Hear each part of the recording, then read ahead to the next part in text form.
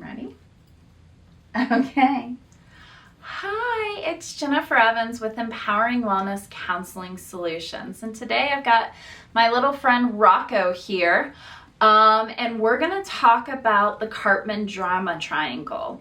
And so what that is really, it's good that we have our little friend here, is whenever we're interacting with two people, right? An interaction is a relationship. A relationship is an interaction between two people. So whether it's a relationship that's romantic, whether it's a friendship, whether it's between you and a boss or a coworker, or just a neighbor, we have these ways in which we have these psychoanalytical theories of how we interact with each other and how this builds towards our ourselves and how we are implicitly taking on and giving other people our traumas and our negative energy.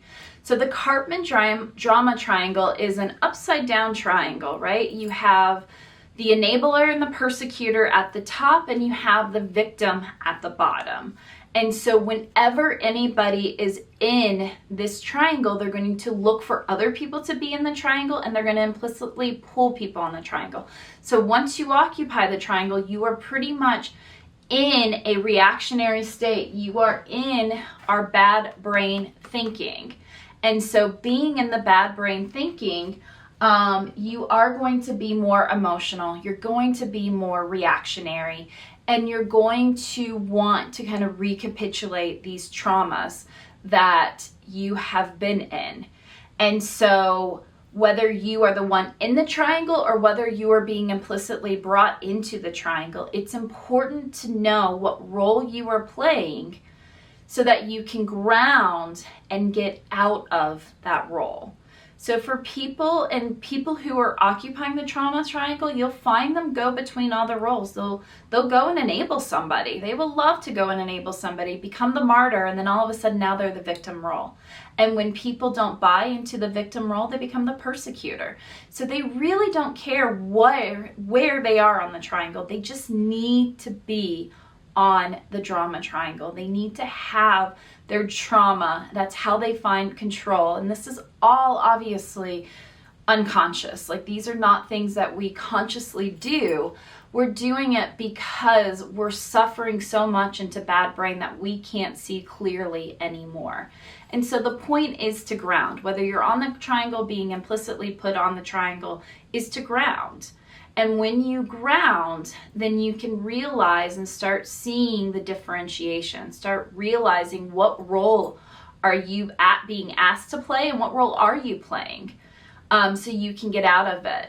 And people feel very stuck when they're implicitly drawn onto this triangle. They don't know how to give in, because if they don't enable, then they're immediately told that they're a persecutor, and they're not a persecutor. They're trying to get out because you're not helping anybody who is sitting there trying to be a victim, who is trying to persecute or is trying to enable.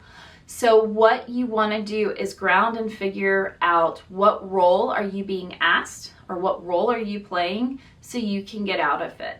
If you are in a victim role, then you want to ground and find your agency. So what do you have agency over?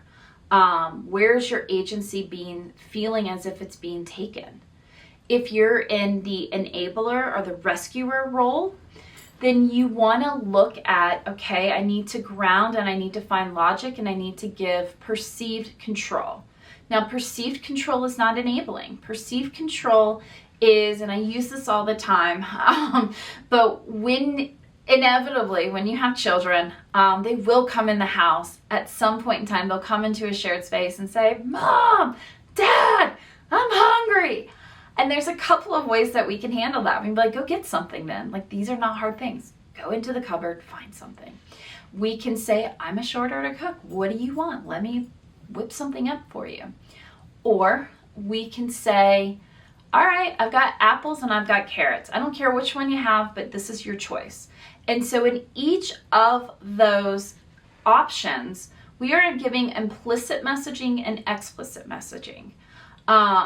when we are telling them to go and just get something out of the cabinet, they're going to get something sugary or sweet. We're not going to love either of those options. We're really going to hate it in like 30 minutes when they're running around completely energized in the worst way possible with things that did not like there's no nutrition there. They're not doing anything. They're just kind of like learning a habit of bored eating. If we whip something up, we're saying that they don't really know and we don't really trust their choice, that we must provide for them.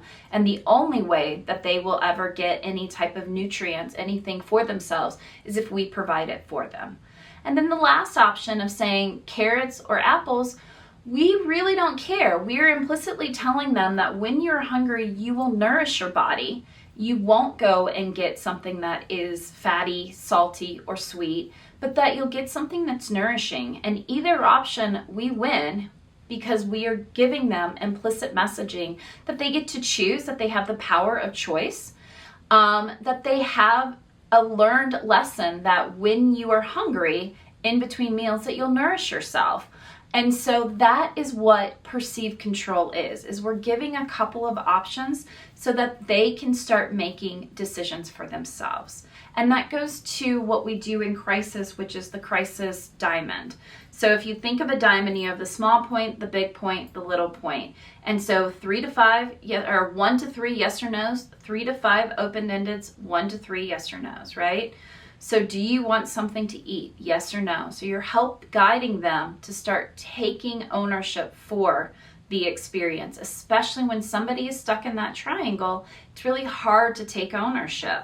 It's hard to ground. It's hard to be in the here and now. So we're asking yes or no questions to get them in a grounded state in the here and now. And then we're going to open it up to giving them some perceived control, giving them a couple of options to choose from. And then again, allowing them more ownership and grounding by yes or no questions. In the persecutor role, so if somebody is saying like, you always do this, you never are on my side, and they're trying to pull you into and implicitly put you in a persecutor role, again, you want to ground and offer that perceived control. Give them some options. Allow them to come out of that victim role. I hope this helps. This is a really, really high level overview of what the Karpman Drama Triangle is, but it's really, really effective when you feel like you have somebody who's just not really here. They're kind of not emotionally stable. They find themselves kind of being very, very avoidant, very emotionally aroused and not able to control their emotions, or you feel that way sometimes. You feel like you're kind of from 0 to 60 in, 0.3 seconds, and you're not really sure why the highs are so highs and the lows are so lows, and the mediums just never feel like they're there for very long. This could be a part of why you have that, because you may be on this triangle. You may be finding the other people on the triangle and feeling like there's a lot of unstable relationships in your life. It's important to look at yourself, find ownership for that so that you can remove yourself from it. I would love to talk to you more about it. I have lots of services that can help you find awareness, acceptance, and action. I have lots of skill building that I do through a cognitive behavioral format to help people get off of these triangles, or to learn that they're implicitly being on the triangle and be able to get off of it. So you can go to my website, www.empoweringwellnesscounselingsolutions.com, to learn about all of my services, from self-help books that you can do all on your own, to being able to go to a nice retreat in beautiful mountain or beach on my secluded private property. I will help you to learn really what is holding you back and how do we move you forward, and everything in between, from accountability groups to group coaching, individual coaching, and even individual therapy. So if you like this, please hit the like button, subscribe, share it with people that you think are going through a lot of turmoil right now and may benefit from learning this concept. Thank you so much.